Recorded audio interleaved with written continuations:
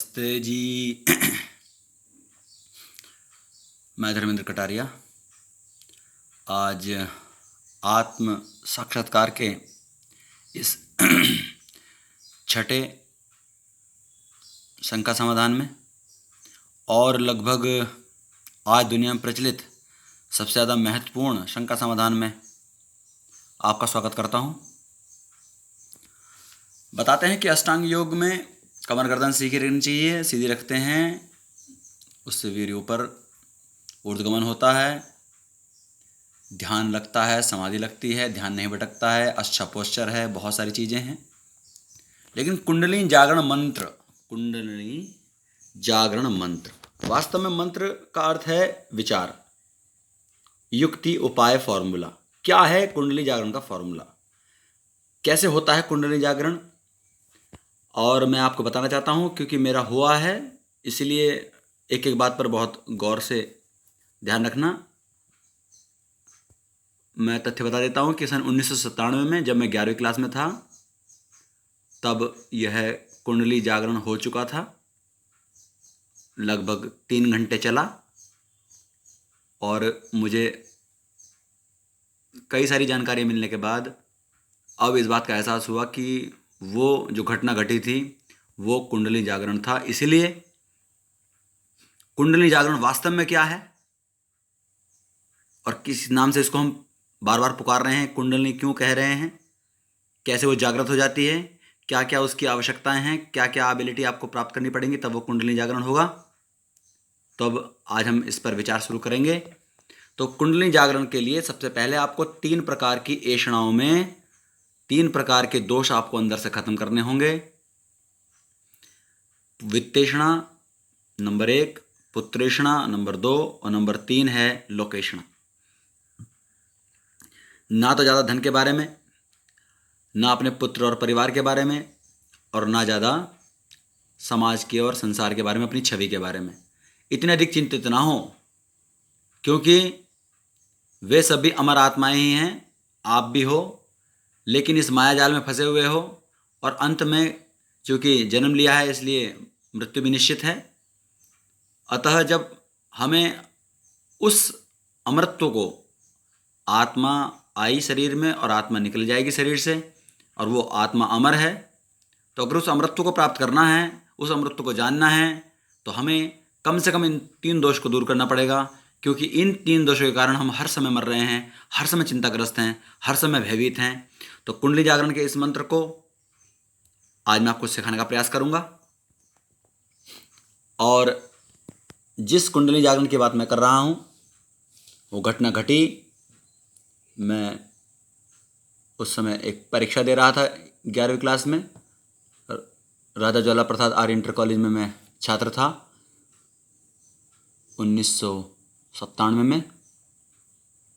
तो ये वीर्य कैसे बनता है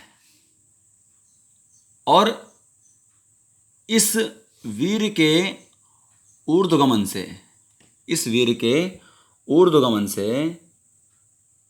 कैसे कुंडलिनी जागरण होता है, कैसे वो तंत्रिकाएं तंत्र जाग जाती हैं, कैसे दिमाग के उन ज्ञान चक्षु को खोलती हैं, इस बारे में बताने का प्रयास करूंगा। तो कुंडली जागरण में सबसे महत्वपूर्ण पक्ष जो है वह है हमारा वीर्य, वह जिससे सृष्टि का निर्माण लगातार चलता रहता है। सभी जितने भी जीव जंतु हैं वह सब अपने इस प्राण शक्ति के द्वारा ही जीवन को आगे चलाते रहते हैं, और यह प्राण शक्ति ही हमारे अंदर वह सूक्ष्म अवशेष हैं, वह सूक्ष्म पदार्थ हैं जो हमारे इस शरीर के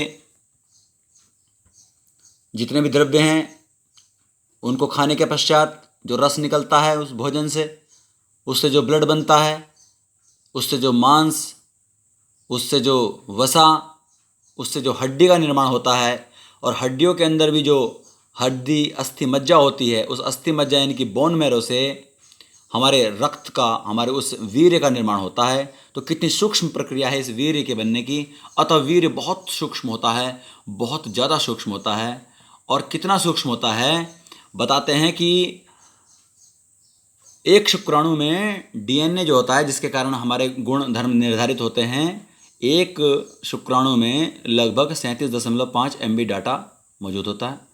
तो जब हमारा एक स्खलन होता है, जब वीर्य शरीर से निकलता है, तो लगभग हम 1587 GB डाटा ट्रांसफ़र कर देते हैं। इसका मतलब है कि अगर उस सारे डाटा को वास्तव में अगर उपयोग किया जाए तो वह सारा डाटा एक वीर्य स्खलन में 1587 GB बैठता है।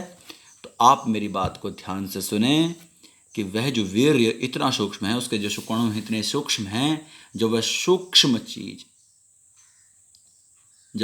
चीज नाड़ियों में चलती है, तब कुंडलिनी का जागरण होता है। नाड़ियों में चलने से सुख की अनुभूति होती है।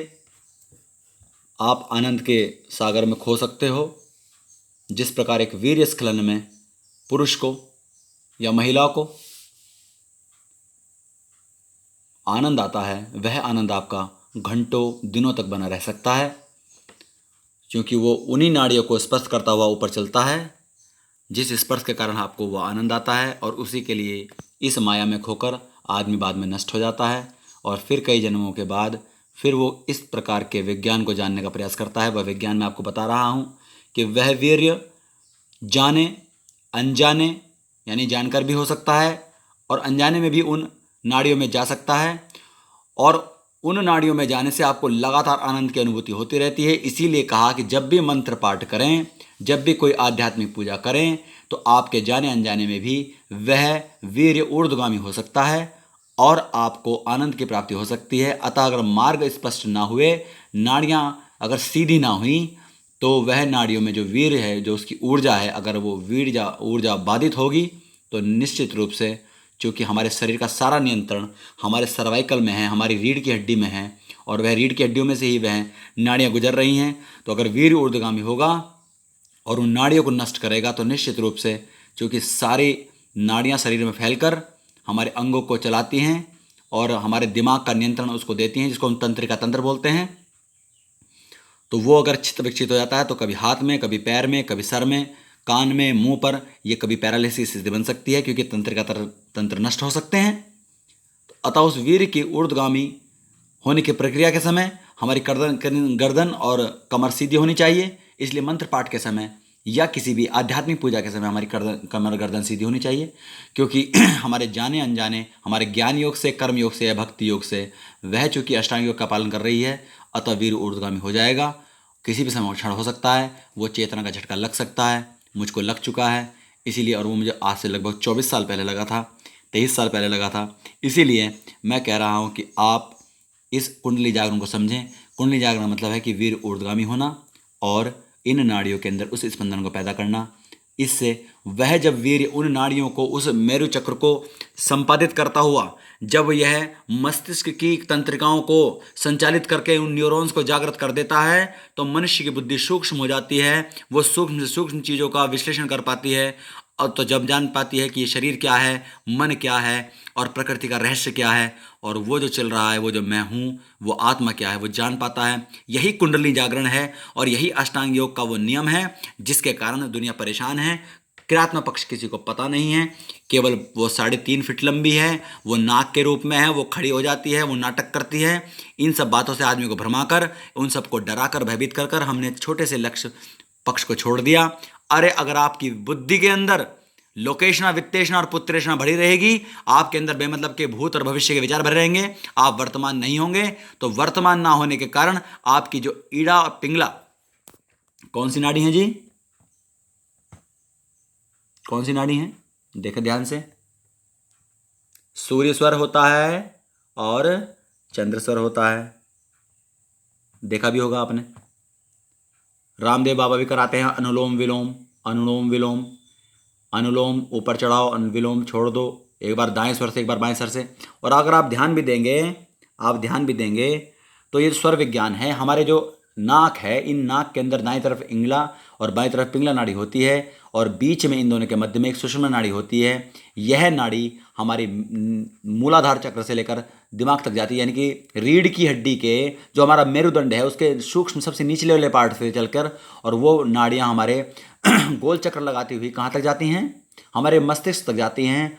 और हम अपनी अगर सांस को देखें ध्यान से तो जो हमारी सांसें हैं वो एक बार सूर्य स्वर से चलती हैं, दाएं स्वर से चलती हैं, नाक के दाएं नथुने से निकलती हैं, और फिर कुछ समय बाद वो बाएं स्वर की तरफ यानी कि बाएं नथुने से निकलने लगती हैं, और ये लगातार क्रम बदलती रहती हैं। इसमें बीच में कहीं सांस हमारे दोनों स्वर इकट्ठे चलते हैं। उस समय में जब दोनों स्वर इकट्ठे चलें, जब सुषुम्ना नाड़ी जागृत हो, उस समय अगर हमने वह मंत्र पाठ किए, उस वर्तमान में स्थित हो गए, तब निश्चित मानो वीर ऊर्ध्वगामी होगा और आपके सारे दिमाग के न्यूरॉन्स को खोल देगा, आपकी बुद्धि को सूक्ष्म कर देगा, आप जान पाओगे सूक्ष्म सूक्ष्म तत्व को, आप अपने हर कार्य को ढंग से कर पाओगे, क्योंकि सब काम को करने का एक ही ढंग है कि आप उसके हर पहलू को जान लो, उसके सूक्ष्म से सूक्ष्म बात को जान लो, उसके आदि से अंत तक को जान लो।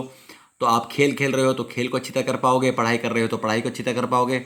और बात यही है कि दुनिया में जो लीजेंड हुए हैं, दुनिया में जो महान वैज्ञानिक हुए हैं, दुनिया में जो महान खिलाड़ी हुए हैं, या महान दार्शनिक हुए, या महान लेखक हुए, उन सब के अंदर एक ही बात थी कि वो किसी भी स्थिति का, किसी भी क्रिया का विश्लेषण सूक्ष्म तरीके से कर पाए, बहुत बारीक तरीके से कर पाए। और उस बारीक तरीके से किसी चीज़ को जानने के लिए बुद्धि का सूक्ष्म होना जरूरी है। बुद्धि के सूक्ष्म होने के लिए न्यूरॉन्स का जागृत होना बहुत जरूरी है, और न्यूरॉन्स के जागृत होने के लिए इस वीर्य का ऊर्ध्वगामी होना बहुत जरूरी है। इन इंगला, पिंगला और नाड़ी को, जो भी नाड़ियाँ हमारी 3 नाड़ियाँ हैं, इनके नाम हमने दे रखे हैं, इन नाड़ियों को जागृत होना बहुत जरूरी है, वीर्य का ऊर्ध्वगामी होना बहुत जरूरी है, और उसके लिए हमें वर्तमान में रहना बहुत जरूरी है, और हमको अपनी कमर गर्दन सीधा करना बहुत जरूरी है। अतः आप मेरी बातों को गंभीरता से लें, मैं सारी वैज्ञानिक तथ्य की बात बता रहा हूँ, इसमें कोई भी संशय नहीं है। और जिनको यह विश्वास है कि नाड़ियाँ नहीं होती हैं तो ध्यान दें, अपने हाथ में जब नाड़ी तेज चलती है, पल्स बोलते हैं इसको, ये पल्स जब तेज चलती है तो बुखार का, कम चलती है तो शरीर में ऊर्जा कम होने का आभास होता है। सब डॉक्टर हमारे यहाँ पुराने जो वैद्य थे, इसी से सारे शरीर की चिकित्सा कर देते थे और सारे शरीर का जान जाते थे। फिर एक तंत्र होता है, इसको बोलते हैं नाभि। नाभि के खिसकने से आदमी के शरीर में हड़कल, क्योंकि यह नाभि वही नाभि होती है जिससे हम अपनी माता के गर्भ से ऊर्जा प्राप्त करते हैं, सारा शरीर का पोषण होता है, और यही हमारा ऊर्जा केंद्र है। इसी ऊर्जा केंद्र का अगर खिसक जाए, यानी कि यहाँ का नाड़ी तंत्र अगर खिसक जाए, तो शरीर कभी स्वस्थ नहीं रह सकता। इन नाड़ियों का अपने स्थान पर होना जरूरी है। हर नाड़ी का, शरीर में हर नाड़ी का अपने स्थान पर होना बहुत जरूरी है, और इन नाड़ियों को संचालित करने के लिए आपका वर्तमान में होना बहुत जरूरी है, और वर्तमान में रहने के लिए आपको मेरे दोनों वीडियो देखने बहुत जरूरी हैं कि परमात्मा हमसे 10 मिनट की दूरी पर है, और 10 मिनट की दूरी के लिए आपको अपने भूत और भविष्य के विचार छोड़कर वर्तमान में आना होगा। वर्तमान में ही परमात्मा उपस्थित है, वर्तमान में ही आत्मा उपस्थित है। इन विचारों को त्याग दो, ये मन की शक्ति से उठते और गिरते हैं, हम कभी वर्तमान नहीं होते। यहाँ सेकेंड और मिनट की बात नहीं कर रहा हूँ, पल और क्षण की बात कर रहा हूँ। ये क्षण डिसाइड करते हैं कि हमारा भविष्य क्या होने वाला है। अतः जागृत हो जाओ हे मनुष्यों, मैं आपको सत्य ज्ञान दे रहा हूँ, कृपया इन बात को प्रयत्न पक्ष में लें। मैं हूँ तो भी लें, मैं ना रहूँ तो भी लें।